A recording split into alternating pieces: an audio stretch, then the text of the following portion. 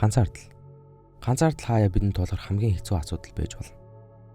Над шиг YouTube дээр 15,000 дагагчтай олон сайхан найзуудтай хүн ч хаяа ганцаарддаг. Би энэхүү постыг оруулахад маш олон хүн бас ганцаардалтай тулгардаг гэдгийг харсан. Ганцаараа байх, ганцаардах гэдэг зүйлийг бусадтай хамт байхаас илүүд үздэг хүмүүс зөндөө байна. Энэ бол үнэхээр байхал зүйл. Ганцаараа байх нь хэний ч шүүмжлэлт, хэний ч бодолд өртөхгүй өөрийнхөө байх ганц газар. Насаараа ганцаараа амьдраад аз жаргалыг ч олж болно. Enjoy хийдэг хүмүүс зөндөө байгаа. Энэхүү дэлхий дээр чинь 8 тэрбум хүн амьдрал оршиж байна штэ. Ганцаардлыг яагаад зарим нэгэн хүмүүс тэгж хүсдэг вэ гэвэл бас энгийн. Хамт олон цар хүрээ нийгэм чамайг хит их шүүмжилж, буруу зөв гэж тодруулан хэлж өвтгснөөс болж байгаа. Тав тухтай өөрийнхөө байх уу эсвэл чимээтэй бужигнаан дунд байр сууриа тогтоох уу гэвэл тав тухтай амар амгаланг ихэнх нь хүснэ. Буруу сонсогдож магадгүй ганцаардал тусгаарлалт чамд хамгийн их амар тайван авчирна.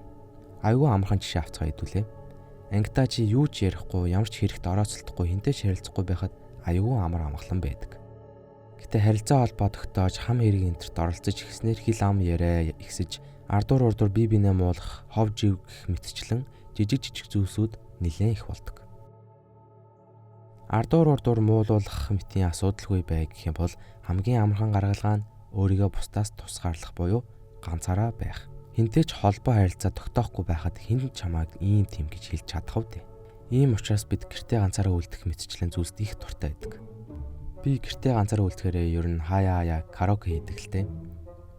Дуртай дуунуудаа спикер дээр бүр галзуу хүн шиг тавиад гэрээр дүүрэн дуулж ойлж гүйдэг. Дараагаар нь би хоол хийх дуртай. За би өөрийгөө амар гоё хоол моол хийдэг гэж хэлж чадахгүй ч ганцаараа байхдаа өөртөө зориулж хоол хийхдээ үнэхээр тасархай 5 одтой ресторан шиг л хоол хийдэг. Хоолоо хийчээд мэдээж анийн болон сонин гаж зүйлүүд үзэж юу ч хийхгүй, юу ч бодохгүй тэнд зүгээр оршин тогтнох дуртай. Хэдий ихэнхдээ зугаатай байж болох ч хит ихдвэл мэдээж утгаа алдна. Юм хим хэмжээнээс хэтэрсэн үед л хамаг муу муухай зүйлс нь ирдэг шүү дээ. 11-р ангид байхдаа би найзтайгаа муудалцсанаас болж маш их ганцаардсан. Өдөржин гэртээ дуу сонсож өнгөрүүлээд маргааш нь хичээлдээ явах гэтэл цаанаасаа босож чадахгүй бас би өөрөө ч босмооргүй байсан. Ээж аав маань машинтай гадаа хүлээгээд байх үед би өрөөндөө босож чадахгүй тэр чигтээ хөвтөж байсан. Би өвдөөгүй байсан ч би тэр 7 хоног жингой чүлээ авч ерөөсөө хичээлдээ яваагүй. Энийг одоо бодож дүгнэхээр яалтчгүй ганцаардлаас болоод сэтгэл хямрал, депрешнд орсон байсан гэж би боддог. Тэгэхээр ганцаардлаас үүдэж маш олон асуудлууд, өвчлөлүүд гарч ирдэг гэдгийг бид ойлгож байна.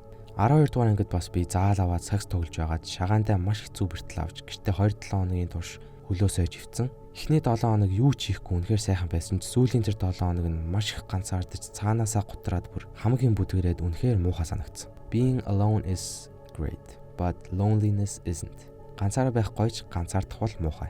Ганцаардал гэдэг зүйлээс болж маш олон сүрэг зүйлс бий болж байгаа нь харамсалтай. Бас өнөө цаг үед бүх зүйлс автоматжиж, ажил хэрэг бүхэл юм улам амархан болоод гэрийн үүдэнд ирдэг хүргэлт мэтчлэн хөгжиж байна. Энэтэй холбогдсон хүмүүс бид урд өмнө байгаагүйгээр их ганцаардж байгаа. Энэхүү бичлэгээрээ би ганцаардж энэхүү хэцүү зүйлийг туулж байгаа хөөхд залуучд хүрэхийг хүссэн. In the darkest time, hope is something you give yourself.